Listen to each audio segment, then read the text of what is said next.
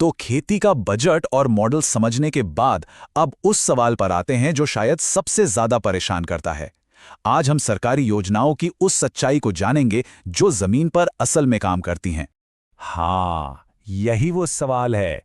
पैसा कहाँ से आएगा? देखिए, YouTube पर तो हजारों वीडियो हैं जो कहते हैं कि बस कल ही 20 लाख उठा लो। लेकिन आज हम किसी फिल्मी कहानी की नहीं बल्कि बिल्कुल हकीकत की बात करेंगे। और अगर ये सोच रहे हैं कि बस एक फॉर्म भरने से पैसा जेब में आ जाएगा, तो ये सबसे बड़ी गलतफहमी है। सच तो ये है कि सरकारी पैसा लेने के लिए मेहनत भी लगती है और समझदारी भी। आज हम उन बारीकियों को समझेंगे जो कोई भी एजेंट आपको कभी नहीं बताएगा। तो चलिए इन 6 पॉइंट्स के जरिए इस पूरे सफर को समझते हैं। पैसा कहां से और कैसे मिलेगा और कहां पर सबसे ज्यादा ध्यान देने की जरूरत है।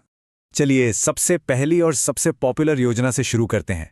अगर कोई तालाब बनाकर मछली पालन का काम शुरू करना चाहता है तो उसके लिए है प्रधानमंत्री मत्स्य संपदा योजना यानी PMMSY।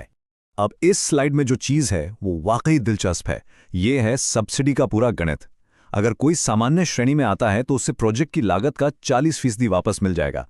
लेकिन अगर आवेदन किसी महिला, SC या ST सदस्य के नाम पर है तो यही सब्सिडी सीधे सीधे 60% हो जाती है। जरा सोचिए, 5 लाख के प्रोजेक्ट पर 3 लाख रुपए की सीधी मदद। ये एक बहुत ही बड़ा अंतर है। लेकिन ये पैसा मिलता कैसे है? बस यहीं आकर ज्यादातर लोग अटक जाते हैं। अधिकारी आपसे एक DPR यानी कि डिटेल्ड प्रोजेक्ट रिपोर्ट मांगते हैं और आपको पता है 90% आवेदन यहीं पर फेल हो जाते हैं। तो आखिर ये DPR है क्या भला? चलिए इसे एकदम आसान बना देते हैं। आपकी DPR में बस ये 4 मुख्य चीजें होनी चाहिए। पहला, आपकी जमीन के सारे कानूनी कागजात। दूसरा, आप कौन सी मछली पालेंगे और क्यों। तीसरा, आपका कुल खर्चा कितना बैठेगा। और सबसे जरूरी, चौथा, आप इससे साल में कितनी कमाई करेंगे। और हाँ, अगर ये खुद नहीं बना सकते तो जिले के मत्स्य प्रसार अधिकारी इसी काम के लिए होते हैं, उनकी मदद लीजिए। अपनी चेकलिस्ट बिल्कुल तैयार रखिए। जैसा कि आप देख सकते हैं, जमीन के कागज, पहचान पत्र, बैंक डिटेल्स और हाँ, ये आखिरी वाला पॉइंट देखिए, मिट्टी और पानी की जांच रिपोर्ट। ये छोटा सा कागज आपकी फाइल को एक तरह से VIP ट्रीटमेंट दिला सकता है, क्योंकि ये दिखाता है कि आप अपने काम को लेकर कितने गंभीर और तैयार हैं। तालाब के बाद अब उस स्कीम की बात करते हैं जो किसी को भी किसान से एक बिजनेसमैन बना सकती है। ये स्कीम उन लोगों के लिए है जो सिर्फ किसान नहीं बल्कि एक एग्रीप्रेन्योर बनना चाहते हैं। इसे नाबार्ड और मैनेज जैसी बड़ी संस्थाएं चलाती हैं।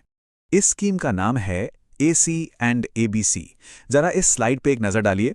आपको 45 दिन की बिल्कुल मुफ्त ट्रेनिंग मिलती है, 20 लाख रुपए तक का लोन मिल सकता है जिस पर 44% तक की सब्सिडी है, और सबसे बड़ी बात, ये लोन बिना किसी गारंटी या जमीन गिरवी रखे मिलता है। जी हाँ, ये सच में एक गेम चेंजर है। ठीक है, ट्रेनिंग हो गई, प्रोजेक्ट भी बन गया, लेकिन अब आता है इस सफर का सबसे मुश्किल पड़ाव, बैंक मैनेजर को लोन के लिए राजी करना। तो असल में प्रॉब्लम क्या है? बैंक मैनेजर लोन क्यों नहीं देता? क्योंकि हम उसे खेती की कहानी सुनाते हैं। और सच ये है कि बैंक को खेती से डर लगता है। अरे, फसल खराब हो सकती है, मौसम कभी भी दगा दे सकता है, ये सब उनके लिए बहुत बड़ा रिस्क है। तो इसका समाधान क्या है? बहुत सिंपल है। आप एक किसान बनकर नहीं बल्कि एक बिजनेस प्रोफेशनल बनकर बैंक चाहिए। आपको वहां एक खेत नहीं, एक पूरा का पूरा बिजनेस मॉडल पेश करना है। तो करना क्या है? अपने साथ ये 3 हथियार लेकर जाने हैं। पहला, आपका AC एंड ABC का ट्रेनिंग सर्टिफिकेट। ये इस बात का सबूत है कि आप एक ट्रेन्ड प्रोफेशनल हैं। दूसरा, इंटीग्रेटेड फार्मिंग का नक्शा।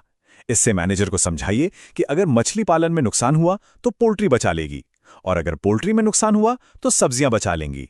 इसे कहते हैं रिस्क मिटिगेशन।